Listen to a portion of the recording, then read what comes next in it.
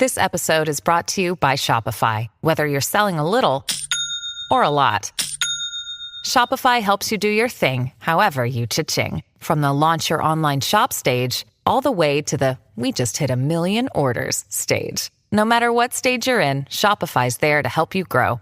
Sign up for a $1 per month trial period at shopify.com/special offer, all lowercase. That's shopify.com/special offer. Hello and welcome to Slate Political Gabfest.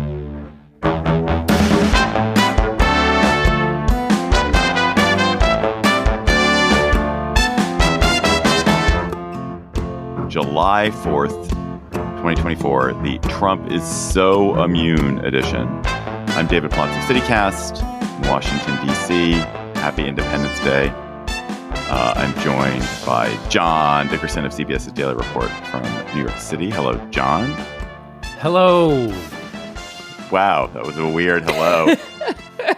That was like from the end of a tunnel.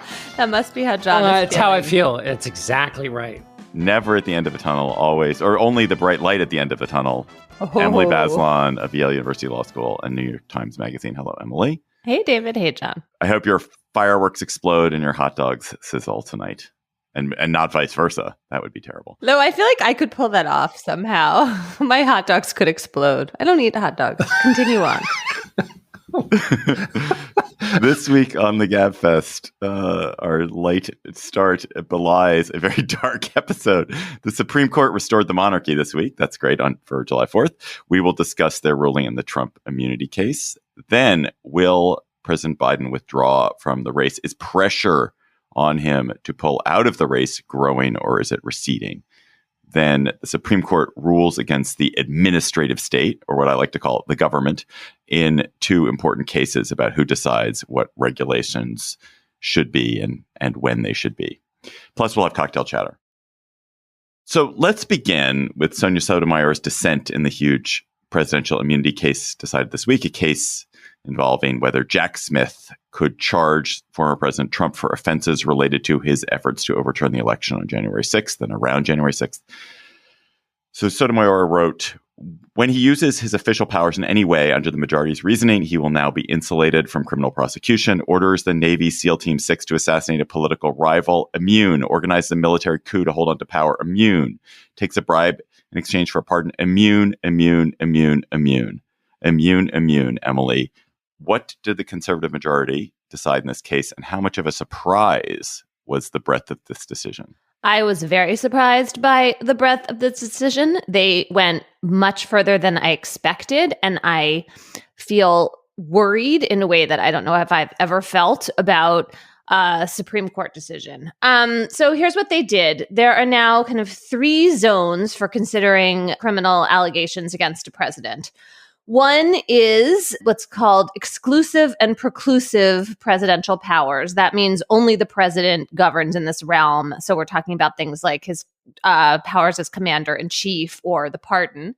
In that zone of presidential authority, he has absolute immunity.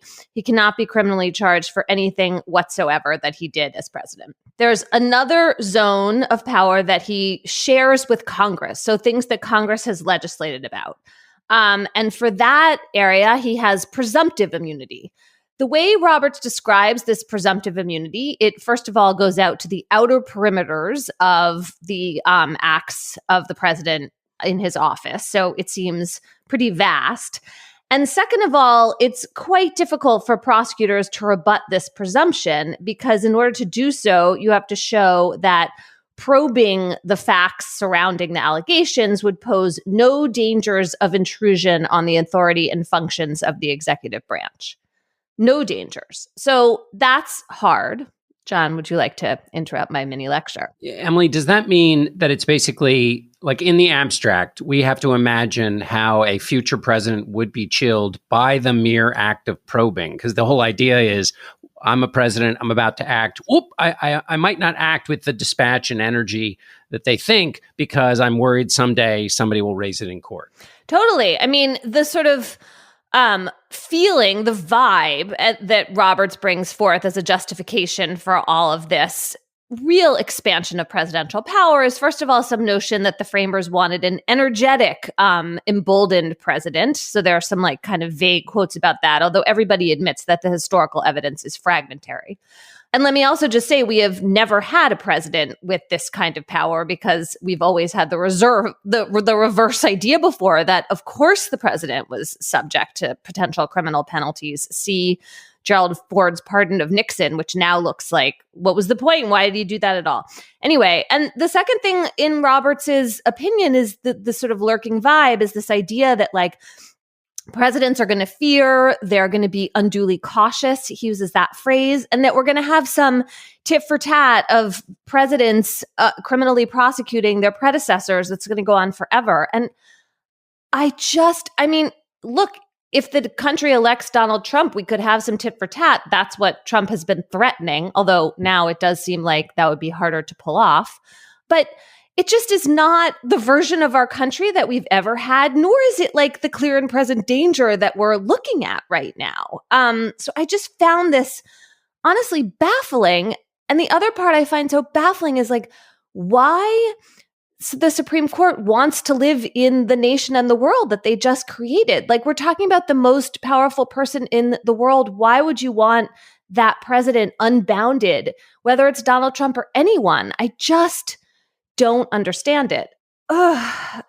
Okay. I mean, the other thing, John, about like this outer perimeter and this presumption is that this part is going to get litigated in the charges against Trump with regard to all the allegations about pressuring Mike Pence, because the Supreme Court said, okay, well, Trump is absolutely immune for anything he did directing his own Justice Department. So a whole set of charges about like sending a false letter to Georgia that there is a federal investigation of the election, gone from the case, gone from the story. But in the presumptive but not absolute immune area is all the pressuring of Pence to, refuse to certify the election. And so we're going to have an evidentiary hearing about that. And this question is going to have some kind of answer, with lots of appealing, by the way, to the Supreme Court along the way, because every single ruling Judge Chutkan makes with regard to immunity is going to go up on what's called an interlocutory appeal, which means it happens during the case as opposed to the end. Can I ask a question that has really perplexed me, which is, how far down does this apply? Is it turtles all the way down? If Trump, because the president does very few things himself. The president tells people to do things, that then they do that. Is the person who is ordered to do the criminal act also protected? And the person they order to then do the criminal act below them protected? And the person below that protected? It's just the president. But so now it's relying on everybody who works for the president to be like, boss, I don't want to assassinate that person. But they don't know whether they should do it or they shouldn't do it. Is it a lawful order or an unlawful order? And so they're in this state of ambiguity. Well, right. That's the other part of this. So I was, texting and emailing with various like legal experts in the last few days, trying to understand a bunch of questions, among them chiefly that.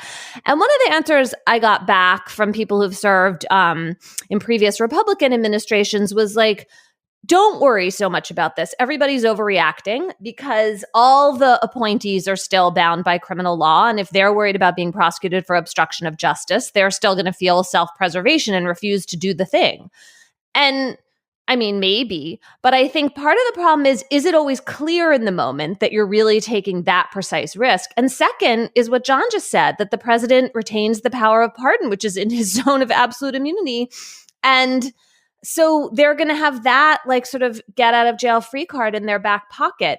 I mean, this puts so much pressure and meaning into the quality of who is in the Oval Office, obviously, most of all, but also the people surrounding the president. First of all, on the history, when they created the Constitution, it was after the Articles of Confederation had been a disaster. So yeah, they wanted an energetic executive, but they didn't want an executive that was 90 feet tall. And also, Hamilton and Madison have a huge debate over whether President Washington this is in 1793, so not that long after 1787, have a big debate about whether Washington can declare neutrality for the United States in the war between France and Great Britain. And Hamilton says, no, of course he's president, he can do that. And Madison says, it's got to go through Congress. The point being, there was a debate about the presidency and its powers on the question of national security, right, which would be, according to this court, in the zone of absolute immunity, leaving aside for the moment presumptive immunity in that other circle. In other words, in the early days, there was never a conception that or at least it was open for debate among the founders, that even in this protected zone,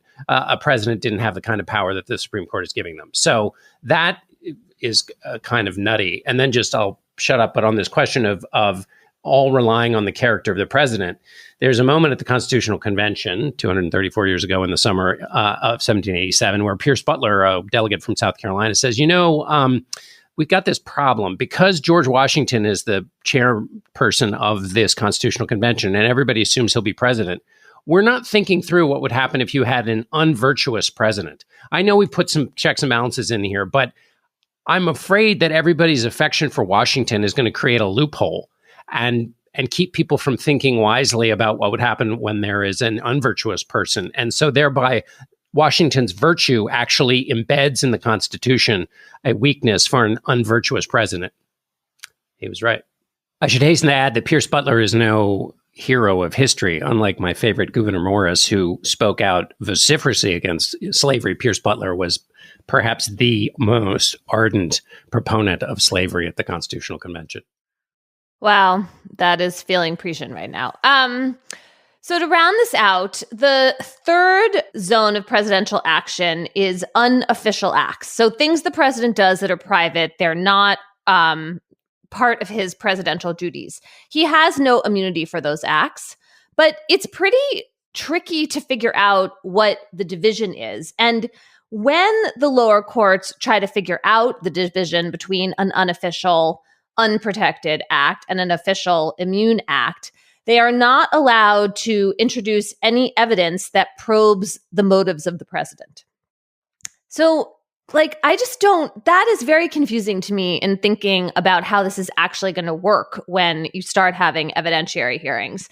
And the last part, and this is the part that Justice Amy Coney Barrett dissented from, is that when you are considering this division, you can't have any testimony or private records from the president or his advisors to be admitted as evidence. So that's like rounding out this idea. You can't probe the president's motives, and you can't have testimony from his records or his advisors' records. Like suddenly you're blinded to why he might have done whatever you're talking about. So think about that in relation to the actual facts on the table here. So it seems like, Roberts never said this, which is kind of incredible, but at oral argument, Trump's lawyer conceded that a whole bunch of things were unofficial private acts, right? Like calling up the Georgia Secretary of State and pressuring him for elections, the whole fake electors plot, like the consorting with Giuliani and other lawyers to bring these lawsuits that were bogus. That pile of stuff involving interference with state election results.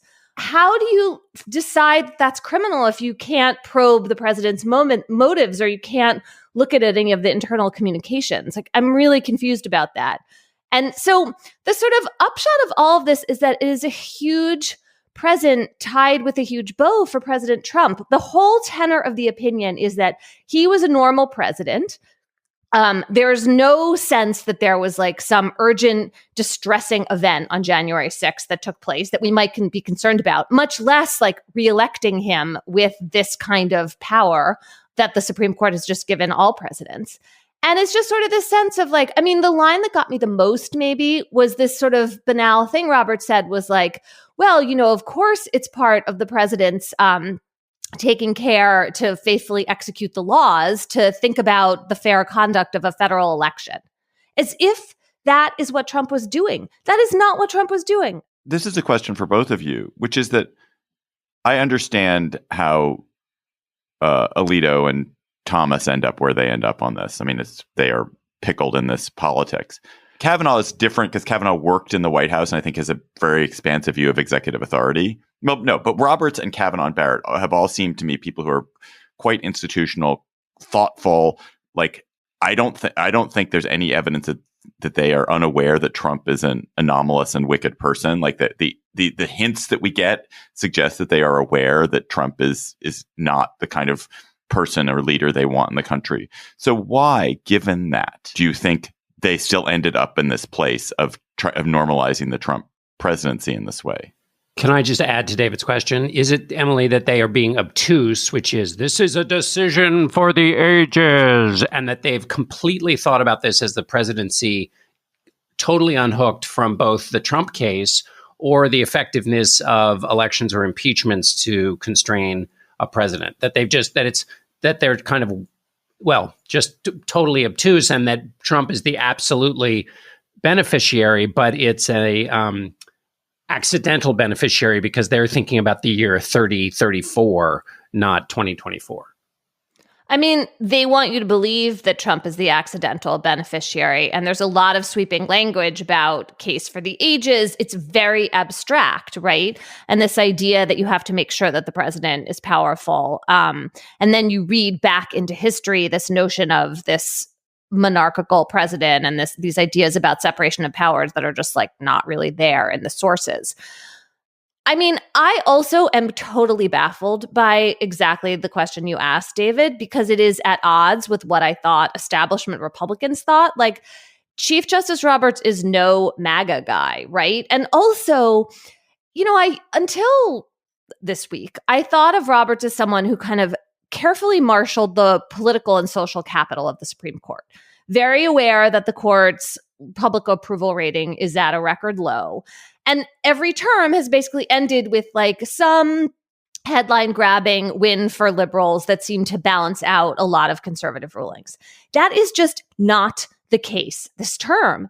He has expended a huge amount of the court's capital on this decision, which totally empowers future presidents, including perhaps Trump, and totally helps Trump out in this like way that he just did not need to go this far. I mean, if the court had landed where Justice Barrett's concurrence was, it would feel like more of a kind of middle of the road. I mean, I think that there would still be a vociferous dissent, but it wouldn't be filled with this level of like urgent alarm. And the only explanation I can really come up with is to go back to Roberts' time in the Reagan Justice Department and these ideas of like unitary executive theory, where the president is the whole executive branch, that like everything has to come back through him. I mean, that's one way of trying to square the result in this case with all the total disemboweling of federal agencies that we're about to talk about with regard to overturning Chevron. Although it's the opposite, isn't the opposite? The constraints on the government, it's like we have a president who's a king, but it isn't actually allowed to do anything. A government that isn't allowed to do anything. Yeah, you're right. That squaring doesn't work at all. Okay, good point. By the way, wouldn't Roberts embrace that definition, David, which is in the spheres where the president is empowered, he should have absolute immunity, and then the executive in other ways where the power isn't so clear should be weakened, and that should go back to Congress, or in the case of Chevron, as we'll discuss, it goes to the courts too. Yes, you're both right. I mean, I guess that would be one way to kind of try to put a theoretical bow around this.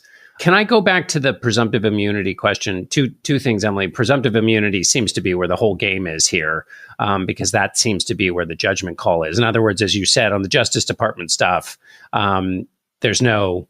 I mean, it's part of the executive branch. They've said it's absolute immunity. There's no like debating that. But in these areas of overlap with Congress, presumably the both Judge Chutkan and Schmitt can try to find their way to claiming that he's not. And then it goes back up to the Supreme Court, right? I mean, isn't that where we should really look for where the fine line gets drawn here on how sweeping this ruling is? Yeah, I mean, the Supreme Court has like married itself to this case because, I mean, there is also the DC Circuit, the federal appellate court, but there's going to be a lot of back and forth. Now, of course, the Supreme Court can just refuse to hear various appeals along the way if it thinks the lower court rulings are fine.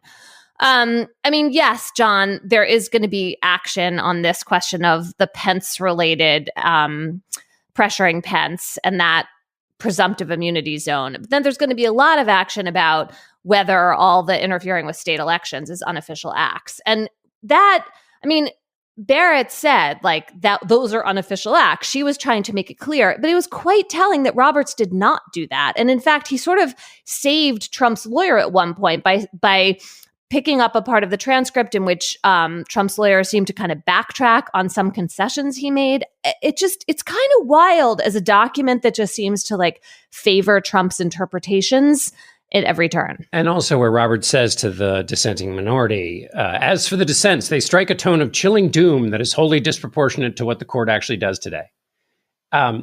So at that point, he seems to... I mean, I guess at that point you would again have to assume that Roberts has got his head in 3034. In other words, hey, you know what?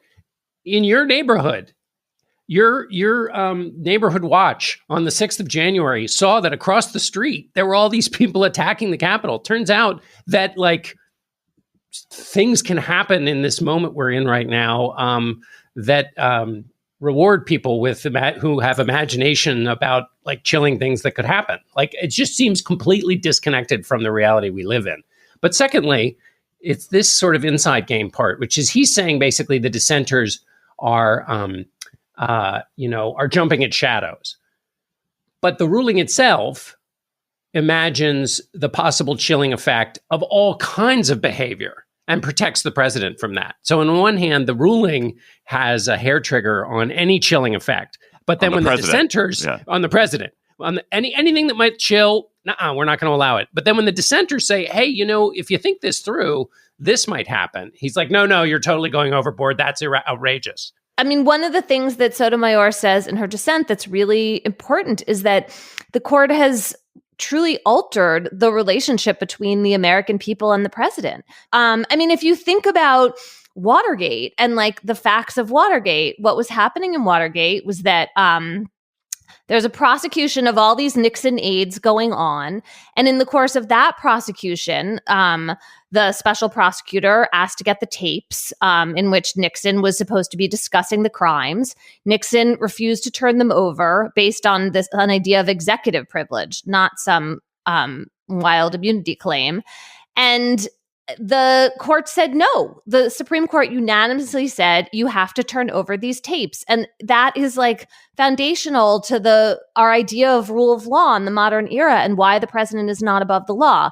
And this opinion just goes completely in the opposite direction. They turned over the tapes on the theory that the crime at issue was more important than the abstract notions about the presidency. Exactly. One thing I do wonder about, Emily, is when we get to the evidentiary part of deciding what's official and unofficial, that does seem like a moment where the government can freight into the public record a lot of what they've found. And that, as a political matter, this election has always been that people are going to have to decide whether they want to give 4 more years to somebody who's behaved in the way that Donald Trump has. But they're going to have a whole bunch of more information as a result of this question that Chutkan's got to figure out, right?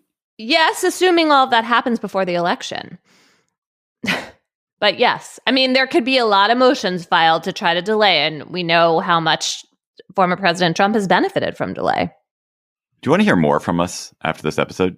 Man, Emily's on fire, so I bet you do. So stick around for our bonus segment. Today, we're going to be talking about summer, how to have a good one at a bad time. Summer started. It has arrived. It's arrived, but for those of us who've been thinking about politics and sort of spending time on politics, it's been a kind of tense period, and we're going to try to figure out how to loosen the shoulders, how to take out the knots in the back and go wild. Go have a wild beach party. So we're gonna tell you how to enjoy summer, but that's only for Slate Plus members. So if you are a Slate Plus member, thank you. If you're not a Slate Plus member, please sign up. Go to slate.com/Gabfest Plus and sign up today. You get so many things as well as bonus segments from us, bonus episodes of other shows. You don't hit the paywall on the Slate site. Again, slate.com/Gabfest Plus and become a member today. Decisions made in Washington affect your portfolio every day. But what policy changes should investors be watching? Listen to Washington Wise, an original podcast for investors from Charles Schwab, to hear the stories making news right now. Host Mike Townsend, Charles Schwab's managing director for legislative and regulatory affairs, takes a nonpartisan look at the stories that matter most to investors, including the policy initiatives for retirement savings, taxes and trade, inflation fears, the Federal Reserve, and how regulatory developments can affect companies, sectors, and even the entire market. Mike and his guests offer their perspective on how policy changes could affect what you do with your portfolio. Download the latest episode and follow at schwab.com/WashingtonWise or wherever you listen. This episode is brought to you by Shopify. Whether you're selling a little or a lot, Shopify helps you do your thing, however you cha-ching. From the launch your online shop stage, all the way to the we just hit 1 million orders stage. No matter what stage you're in, Shopify's there to help you grow. Sign up for a $1 per month trial period at shopify.com/special offer, all lowercase. That's shopify.com/special offer. This is the moment. The Bachelorette is back. And the power I'm gonna fall in love. is in Jen's hands. And I'm gonna do it my way. ABC Monday. Everything about her is great. I feel so special. Jen's looking like a queen. My men are very, very hot. Someone call 911. You are looking so fired. This is the beginning of a new era. The Bachelorette season premiere, Monday, 8/7 Central on ABC and stream on Hulu. So publicly, at least, the Wyatt wagons are circled. There, so far, is not. I don't know. Oh, John is saying the wagons are exactly. not circled. I guess when I wrote myself this note yesterday, the wagons are moving around. They're uncircling. There's some breaks in the circle, David. When I wrote it, the wagons were circling. When I wrote this note to myself last night, or yesterday afternoon, I guess, there is not much of a hint from Biden's inner circle or from top Democrats that they are considering his withdrawal from the race. But even as we're taping on Wednesday morning, by the way, we're taping on Wednesday because we're not going to tape, even though you're listening on Thursday or Friday, we are taping on Wednesday. There may be wagons uncircling. Well, let's just start there. So there's been this almost universal cry from the media, from Biden's sympathetic media, I would note, that he withdraws the candidate because he is too handicapped by age to credibly campaign and beat Trump. So the campaign in the few days after the debate sent him out to North Carolina to give a feisty teleprompter speech, which he did adequately. But the message, the concerns have not stopped. The whispers have not stopped. There was a story in the Times on Wednesday about how, at least from the inner circle, his reporting on how Biden's lapses have become more frequent, how inattentive he's become, how he's having a harder time concentrating and paying attention to things. So that was clearly leaked. Sometimes, not all the time, just to be clear. Okay, well, it's true He's of all of us. often lucid. Okay. That's going to be on my tombstone. Often lucid, occasionally lucid. Anyway, so John, start where you started with it, which is with the wagons. On Tuesday night, I had Susan Page of the USA Today on the show because Susan's been around Washington a long time, has seen a lot of these kinds of moments, and also she's one of Pelosi's biographers. And Pelosi was on MSNBC, and when asked about the debate performance, said, "I think it's a legitimate question to say, is this an episode or is this a condition?" When people ask that question, it's completely legitimate. And then she hastened in to say, of both candidates. And as Susan Page said, so I said to Susan, basically, like, you know Pelosi speak. What does that mean? And she said, that's as serious a thing as Nancy Pelosi could say about this. In other words, Pelosi's not going to call for Biden to leave the race. But this, I mean, is it a condition? Here you have the chief wagon person who should be chief circling the wagons is saying, yeah, it's an open question whether it's a condition. Then to the kind of extraordinarily overheated response from some Democrats who are saying anyone who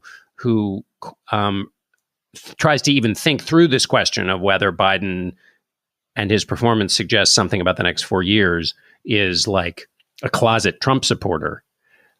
Pelosi is saying saying it's a completely legitimate question to ask of both candidates. So she's saying that this is as serious as whatever questions you may raise about Donald Trump. I mean, that isn't now. And we also have things like Sheldon Whitehouse, senator from Rhode Island, saying that he was horrified by the debate. You have Lloyd Doggett of Texas calling for Biden to drop out. You have a lot of behind the scenes CBS getting its reporters getting various notes from Democratic lawmakers on the Hill saying, you can't name me, but please convey that everybody is panicked and terrified both about Biden's chances and also what it does to down ballot races. If you're a Democrat in a tough race, now every question from the Republican is not just whether Biden is up for 4 more years, but whether you are complicit in a cover-up of whether the president of the United States is fit or not. And these articles from the Times and Politico, who are hastening to catch up with the criticism they face, which is, hey, wait a minute, you had this reporting over the last 2 years that maybe this was going on. Why weren't you saying it? Why weren't you reporting it? So if this is going to pass, we are not at the moment it's passing. It's passing. It's still growing. And there's the question of the polls, right? I mean, some of the polls have been fine for Biden, but some private polling leaked this week from Open Labs, which is like a democratically connected polling firm. And it showed for the first time, I think, that some of the potential other candidates, Harris, Gretchen Whitmer, Pete Buttigieg, are outpolling Biden and showing wins against Trump where Biden loses. So that also seems significant. And, there are probably going to be more polls by the time people listen to this. The public polling is not showing a cratering of Biden's support. It simply shows a sort of status quo, which is that he is losing significantly. Right. And the swing state polling that Open Labs did showed him falling. So it suggested that in the places where maybe people have reason to pay more attention, they're more affected. Betting markets are not, they're not polls, they're not anything, but they are an indicator. I mean, in the betting markets, Biden is now at 10 to 20% to win the election. 10 to 20. He's not at 40% to win the election. He's not at, 48%, 10 to 20. I mean, that's requiring some sort of extreme improvement. You had a person who had congestive heart failure and then they broke a hip. And so the argument that the hip is healing has to be, evaluated on its own term. But he still has congestive heart failure. I mean, there were still all the problems that this debate was supposed to fix, all the problems that are super hard to fix, even for the most wildly energetic candidate who has the full unwavering support of his party, which he doesn't. Just one poll number, a CBS News poll, does Biden have the mental and cognitive health to serve as president? In June 9th, 71% of Democrats said that. After the debate, 59% of Democrats said that. USA Today poll, 41% of Democrats say they want Biden replaced at the top of the ticket after the debate. What do you make of the fact that it's taken the campaign a while to do the kind of real questions interview that might make people see this differently? So I think they scheduled an interview with George Stephanopoulos, but not until Friday. That also makes me think either how can they possibly not understand the urgency of that? I don't get that. Or do they not have confidence that he can do it? I don't know. I guess they're trying to I guess one thing it would be to evaluate how bad the bleeding was and how much they really need to do that, because doing high stakes interviews is tough, even for a president who's 30 years younger. So the idea that lots of these kinds of public press conferences, hard-hitting interviews are going to solve this, A, is not proved, and B, puts the president in a really tough situation that for any president. But I understand the logistics of what it takes once Biden has withdrawn for the Democrats to get a new candidate on the ticket. I do. That part I think is pretty clear. I think what I am actually less clear on is how, and this is all criminology, John, how do you get Biden to withdraw? Who does it? Where are the pressure points for him where he might decide he can't continue or that he's compelled to not continue? I guess, it would have to come from, or it would have to be something that he would have to accept, and he and his wife, based on the reporting, which I don't have firsthand, that his family is very much behind him. So it would have to be overwhelming from the outside. There doesn't seem to be anybody on the inside who is saying, well, let's think about this and weigh it. So I don't know. I think, what Pelosi did would be in the mix. You could imagine President Obama making a call if it starts to get completely out of control, the number of Democrats who are out loud talking. It has now become a talking point among high-profile Democrats that this conversation that's going on is a part of the health of the Democratic Party, which I totally agree with. And the fact that that's the case suggests that they're expecting a conversation to keep going and get bigger. And so the way it would work, presumably, is it becomes so loud that they just have to accept reality. But by they, I mean the president and his wife. Emily, you sent around the David Frum piece from The Atlantic, which was sort of skeptical, which is saying that Democrats could put themselves in a worse position if they stray from Biden, that Biden is somehow he's known, he's respected, he has a profile. And if you take a flyer on somebody who doesn't have this reputation and who could be defined rapidly by a high free-spending Republican Party, that you risk being the party of chaos and confusion and fracture. I mean, I think that's the wrong way to look at it, but why were you at least momentarily interested in that? Well, I want to hear your response, but I thought it was a good reminder that all of us over-informed people probably discount the ramp up to replacing Biden that's going to take place among normal people who don't pay hyper attention to politics, because a lot of the potential names are not well known at all, and the chances that that raft of candidates will have, to make their case publicly, it's going to happen in a matter of weeks. It's not clear what the format would be. If there's a debate, for example, who qualifies? How do they decide who's on that stage? And then, of course, there's this question of Kamala Harris. She is the obvious person. She's the vice president. She's already on the ticket. And yet the delegates will be unbound if Biden withdrew, they would be released. They're free to vote however they want. There are around 4,000 of them. And so, do the terms of the withdrawal create the conditions for a race among several people who then have some chance to prove themselves? Do they get enough attention? Is it interesting and exciting enough that people in the Democratic Party and, other people, obviously everyone who's going to get to vote for them has a sense of who these people are and their merits? And then can all of that take place without the party eating itself alive? Those are like really big questions, right? There's a sort of positive spin of like, it'll be energetic, maybe it'll be chaotic, but it'll land in a good place. And then there's the set of, I think, legitimate fears, like actually it's going to spin totally out of control and the public is going to end up with someone who they're not familiar with and don't really trust. So one way to think about this is, what is the worst of, compare the two worst outcomes, and then which of those two, does that give you a decision on which way to go? So the worst convention outcome, Emily, you've already outlined pretty well. And I think no one should underestimate how ugly it will be, because that's the nature of the Democratic Party. As Will Rogers said, I'm not a member of an organized party. I'm a Democrat. So this would be quite ugly. And the focusing quality of Donald Trump and the threat from Donald Trump, as Democrats see it, wouldn't matter, I don't think. I mean, you already see it not mattering in this conversation that's happening right now, where people are having this very weird response, which is to say that anyone who questions whether Biden is the person to continue in the race means that a person is unfocused on Donald Trump. The reason that a lot of people are raising the issue of Biden's qualities is because they're overly focused on Trump and they don't think he can beat him.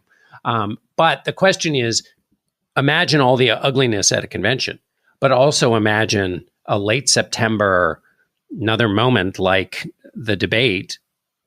There is no response. Like, there already may be no possible spin from the White House to overcome the 90 minutes, but there really won't be late in the game. And it's not just about whether Biden can handle 4 more years, which is the central question, as it should be. But then it becomes further proof that the entire Democratic Party is engaged in a conspiracy to tell people things that they can see with their own eyes. And that kind of, to use a popular word during the Trump years, gaslighting, makes Democrats no different than Donald Trump. And it connects with the gaslighting argument that Republicans make on inflation and the border, which is that Democrats said things were better than they were, and they weren't. And so now you have a public piece of evidence on a very understandable, visible thing in front of them that connects with a line of argumentation made by Republicans that goes all the way through both policy and the theatrics of politics.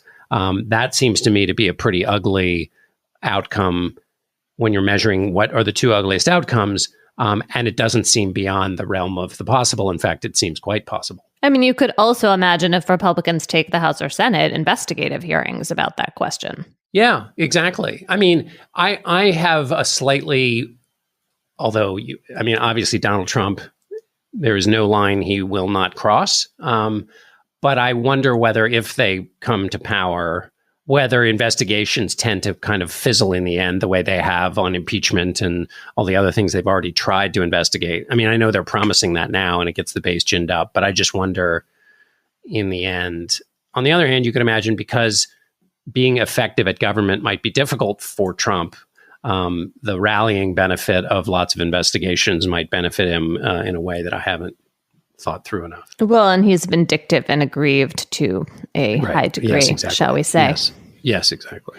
John, if the dam breaks around Biden withdrawing, will it then happen pretty quickly, do you think? There are some logistical parts that can't happen quickly. The question then is whether it's what happens in temporal time and what happens in political time. So it might take a long time to get this all worked out and figure out who the right person is. But if the Democrats were smart, they would roll out somebody during the interim period of political time to grab the stage and say to the audience, we have some technical difficulties. While we're waiting, let me reset what this debate and this race is about. That if you, and then just basically make the, I'm basically the only person I can think of who's alive who could make this case is Obama, but reset the debate, which is to say, if you've been wondering what this campaign is about, here's what it's about. It's about a person who lacks the character for the office. And that isn't just some abstract notion. What character means is the person in the office is thinking about the entire country all the time. And so who in the office do you think is going to be caring about you and the people you care about in the office to determine whether your kids are going to have a better life, whether you're going to be able to get elder care or time off from work in this, cutthroat economic environment we've got, whether your water is going to be clean, whether those least among us who the politicians don't normally think about is going to have somebody in there thinking about them? Or is there going to be somebody in the Oval Office who has shown repeatedly in their life that when it comes to caring about anyone else, even in the room, that he will put his own interests above them? That's what the stakes of this election are about, and then go on or whatever else you want to say. But one of the disadvantages with having Biden, whether you think he's mentally diminished or not, is that he's not a very good arguer for the case. He asserts things. He says Donald Trump is without character, but he doesn't drive that home in the way that Bill Clinton used to, which is to burrow it into the marrow of the lives of the people he was talking to, and why character isn't just some abstract thing, crucial in the job though it may be, because it's a job of high stakes surprises in which you act alone, and only if you have character can you handle those kinds of moments. And as the Supreme Court has shown us, presidents have enormous power, and only if you have character can you be a good steward of that power. Sure, those things, but those are abstract. There are ways in which a lack of character and a lack of empathy for people other than you and a lack of interest in long-term consequences of what you do, two of the defining parts of character, are central to this race. And having somebody who can articulate that out loud has been a problem the Democrats have had. So while they figure out who their candidate's going to be, you can imagine somebody charismatic coming out and making that case during the interim, and also trying to bait Donald Trump, which is important for Democrats. Hello, it is Ryan, and we could all use an extra bright spot in our day, couldn't we? Just to make up for things like sitting in traffic, doing the dishes, counting your steps, all the mundane stuff. That is why I'm such a big fan of Chumba Casino. Chumba Casino has all your favorite social casino-style games that you can play for free anytime, anywhere with daily bonuses. That should brighten your day a little. Actually, a lot. So sign up now at ChumbaCasino.com. That's ChumbaCasino.com. No purchase necessary. VGW Group. Void where prohibited by law. See terms and conditions. 18+. In 1978, gay people in California faced a dire threat. Proposition 6, the Briggs Initiative. The teaching profession is riddled with the homosexual element. John Briggs is going to fire every gay and lesbian school teacher in the state of California. I'm Christina Cauterucci. This season on Slowburn, we'll explore how a nationwide backlash against gays and lesbians led to a massive showdown in California. This was tens of thousands of pissed off gay guys and lesbians roaring down Market Street. With so much at stake, young people became activists. We've got to fight back. We can't let this happen in California. And activists became leaders. My name is Harvey Milk, and I'm here to recruit you. Slowburn, Season 9, Gays Against Briggs. Listen to the whole season now, wherever you get your podcasts. Corner Post, Loper Bright, Relentless, Chevron. Tell us about these funny words, Emily. What do they mean? They mean a disempowered regulatory state. They mean lots of chances to wipe away pesky regulations and rules that big corporations don't like. Loper Bright was the court's decision overturning Chevron, this 1984 Justice Stevens decision, which set rules for what happens when statutory language is unclear or ambiguous. What Chevron said is that if a statute doesn't seem clear, that an agency interprets it and courts defer to that agency interpretation. And so that gave a lot of space for the career professionals in the federal agencies to figure things out based on their expertise. They are staffed up to do this. And then judges who don't have any subject matter expertise and do not have big staffs would basically defer to their interpretation unless it was unreasonable. That's gone. The court's basis for getting rid of it is the Administrative Procedures Act, which Congress passed in 1946 to try to give some standards for adjudication in this then vastly expanding post-New Deal realm of federal agencies. And it is part of a suite of opinions this term that takes away power from the agencies. Corner Post is another one.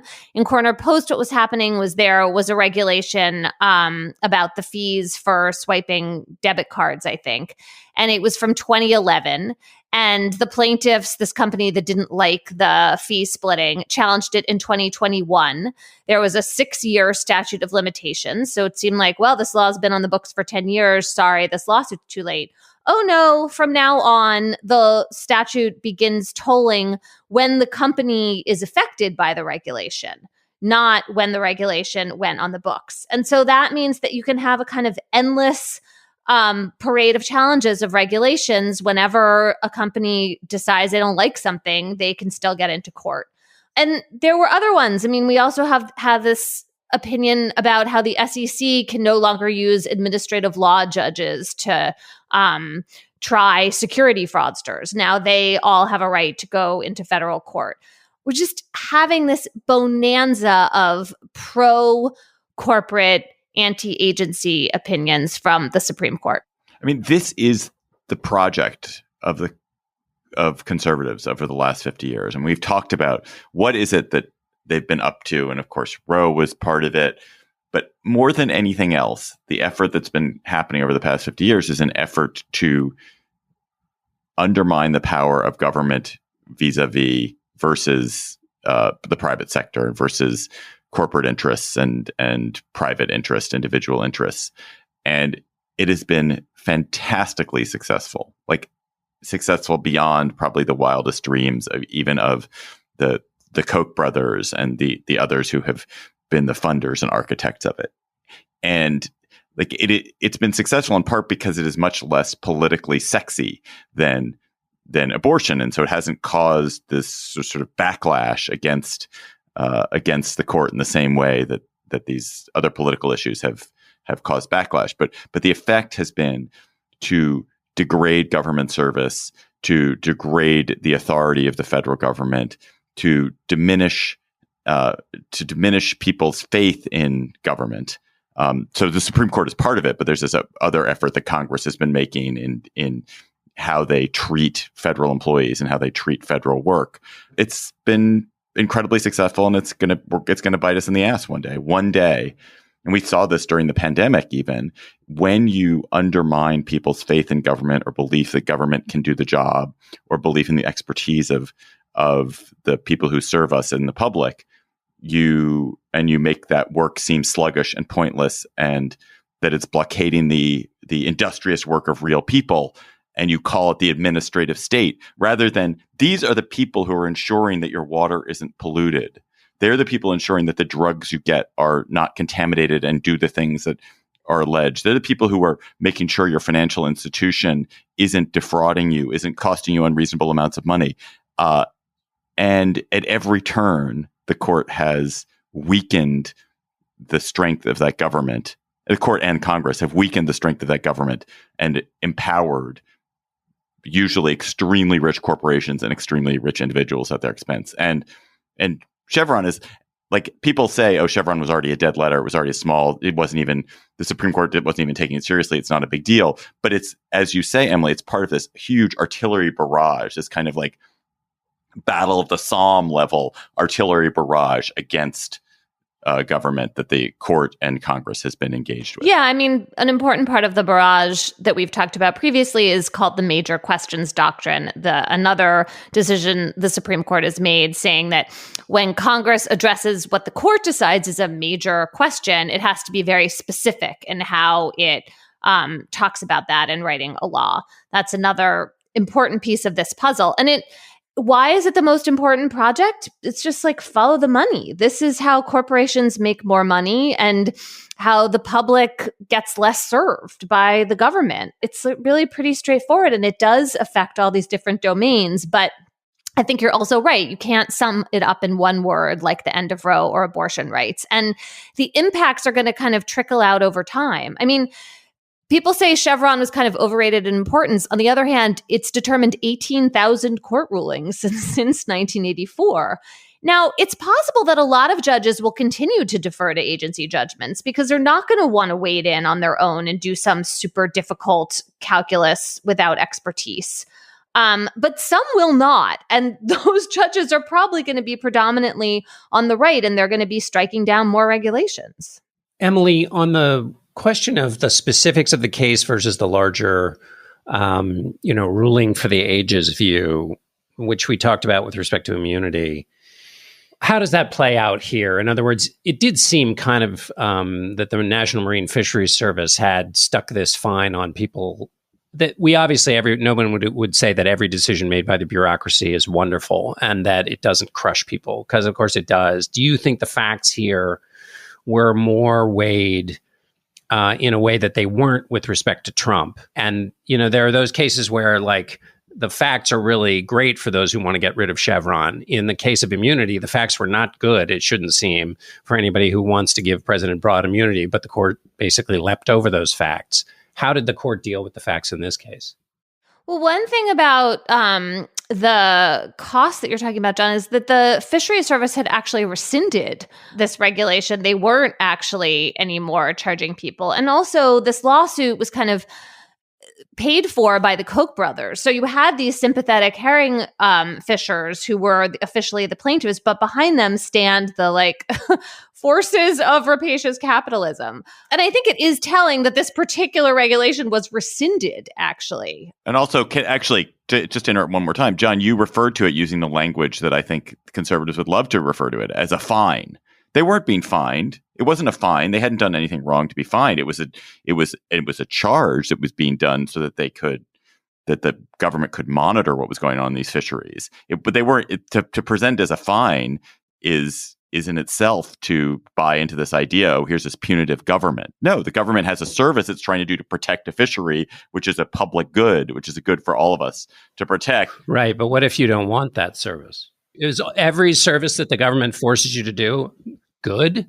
All I'm saying is I object to your use of the word fine here. That fine implies like, oh, the government has found you to have done something wrong, and it's this oppressive government doing something like that. That's not at all what was happening in this case. I mean, John, I think one way to think about the point you're making is like bureaucracy sometimes sucks. We've all experienced that from the government, yes, right? They absolutely suck.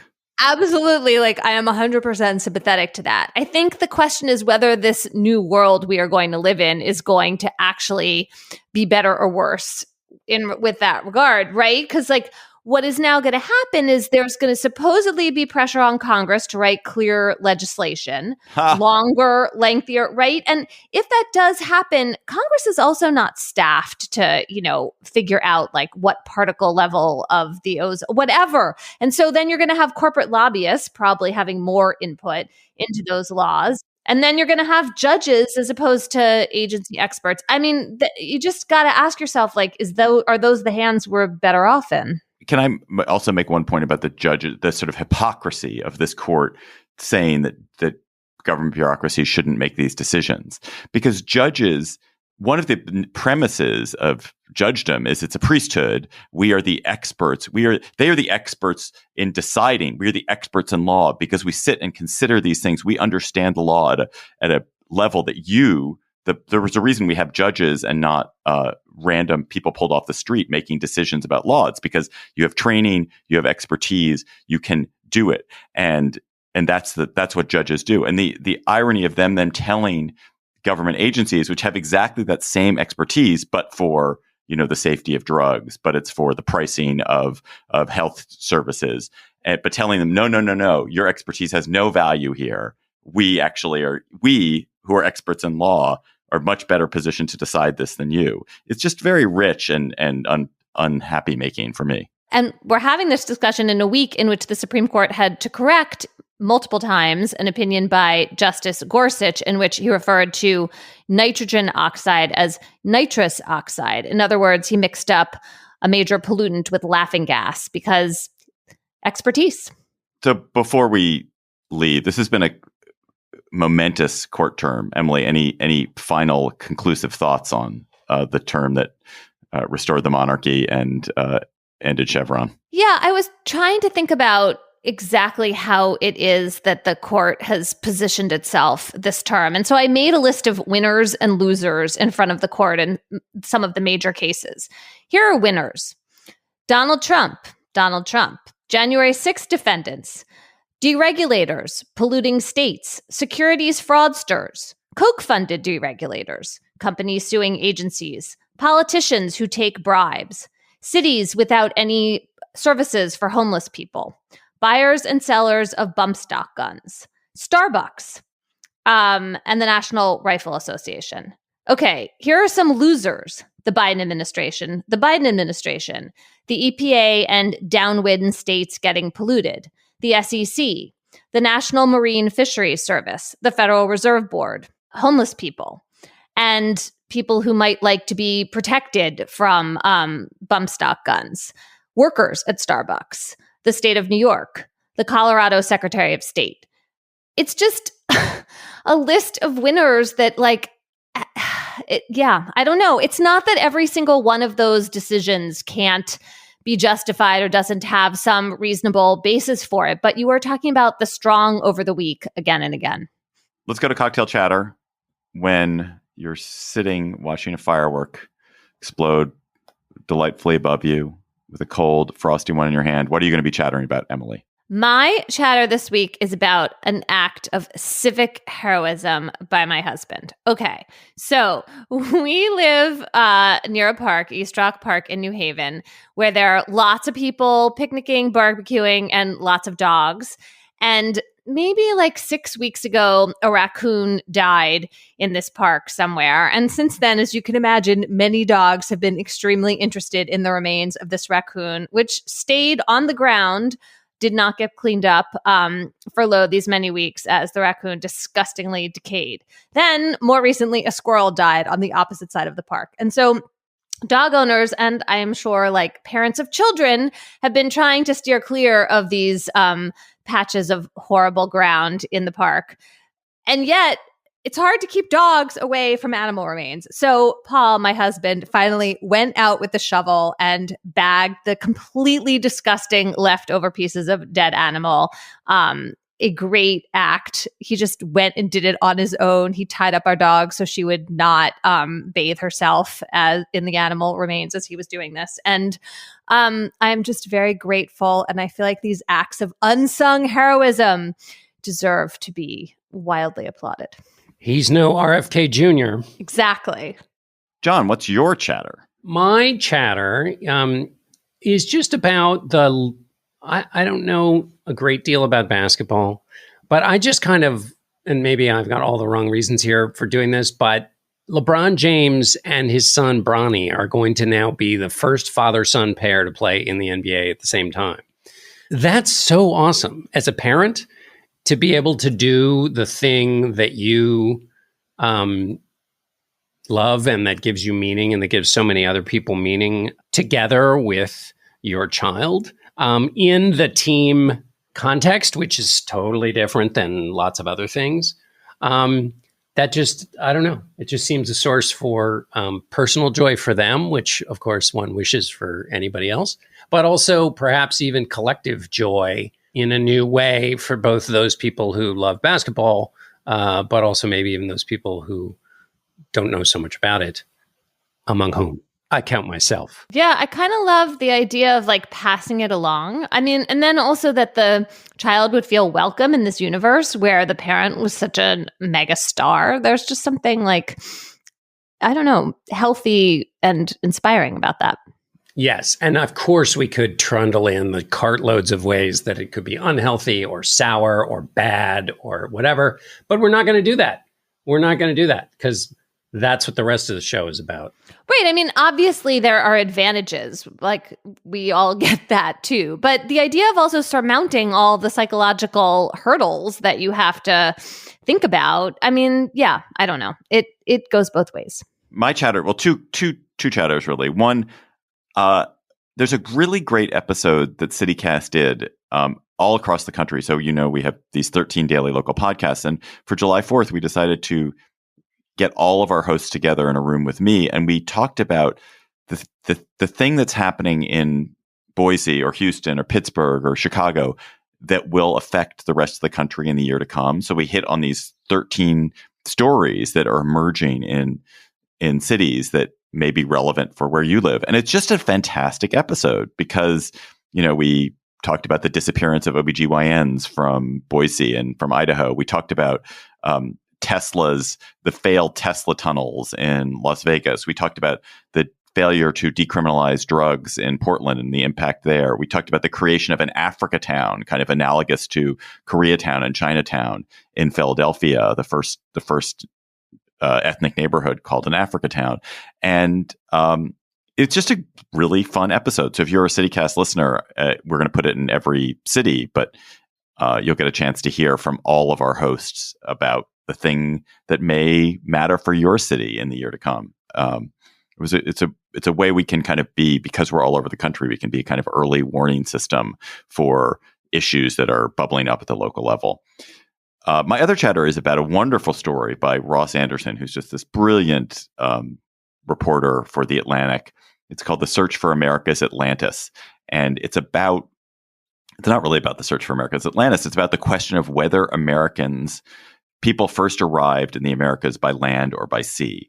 And the strong hypothesis for many generations has been that they arrived by land. And it's called the Clovis first hypothesis, which is that around 13,500 years ago, people started making overland trek. And now there are a lot of scientists who actually think, no, there were people who made their way along the coast coming down from Alaska and across the sort of where the Bering Strait is and down the west coast of Canada, Alaska, and the United States more than 1,000 years earlier. And there's a lot of evidence for it. There's some evidence, including some human feces in an Oregon cave and some tools in Chile. And it's just a great story about a fight over what peoples were in the Americas first. And Ross, as always, does a great job illustrating it. Listeners, you've sent us great chatters all the time. Please keep them coming. Please email them to us at gabfest@slate.com. And our listener chatter this week comes from Jen in Denver. Hi, Gabfest. This is Jen in Denver, Colorado, and my chatter is a story from NBC. Back in May, a group of scammers tried to steal Graceland, Elvis Presley's former estate. They claimed that Lisa Presley, Elvis's daughter, owed them millions of dollars when she died. A judge halted the fraudulent foreclosure, and the scammers seemingly confessed. But reporters from NBC continued to dig. They followed a trail of paperwork and fake social media accounts to a grandmother in Branson, Missouri. This story involves bullying small businesses, romance scams, a Ponzi scheme, the Grammys, and fraud. It's a strange end to a strange story, and I hope you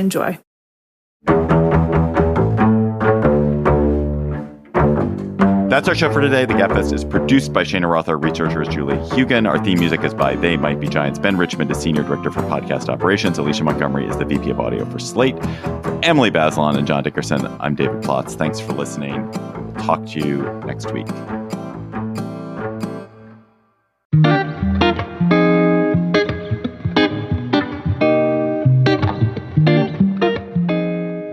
Hi, Slate Plus. How are you? So summer is now full swing. July 4th marks, of course, I guess, the centrality of summer, or it marks something. It's something having to do with summer. But we're clearly now in the midst of summer. And one of the things I've been hearing from some people I love and admire is, man, this summer feels kind of grim. Presidential election seasons are not fun these days. This Supreme Court term has been pretty dark for some people, and the world is hotter than ever. You had temperatures in New Delhi that were the highest kind of ever really recorded in a major urban center. It's an intolerable place to live, the world, but we don't have anywhere else to live. So how can one find joy and solace and comfort in the summer where you may feel a sense of anxiety and dread? Well, I was going to say that I think it's really important to spend time outside, and then your climate change point made me feel a little sheepish about that. But if you can go somewhere where it's not unpleasantly hot, maybe it's at night, maybe it means traveling somewhere if you can swing that. I just feel like nature is the most healing thing we have right now. It's the thing that takes me out of myself. And so I'm just really looking forward to spending some time that's just like outside. And obviously, like with friends, if you can do it, picnics, barbecue. That was just a snippet from our Slate Plus conversation. If you want to hear the whole conversation, go to slate.com/GabfestPlus to become a member today.